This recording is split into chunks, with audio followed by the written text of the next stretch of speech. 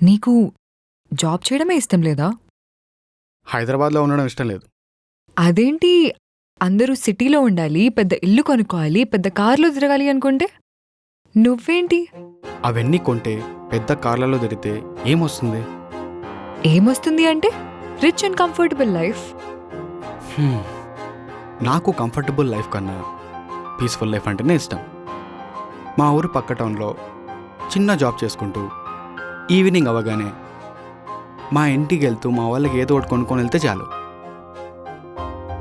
AC రూమ్లో పడుకోవడం కన్నా మా ఇంటి మేడ మీద నక్షత్రాలు చూసుకుంటూ పడుకోవడం అంటే నాకు ఇష్టం. నువ్వు నిజం చెప్పు, నక్షత్రాలని చూసి ఎన్ని రోజులైంది? అసలు ఇలాంటివి ఉంటాయని చాలామంది గుర్తు కూడా లేదు.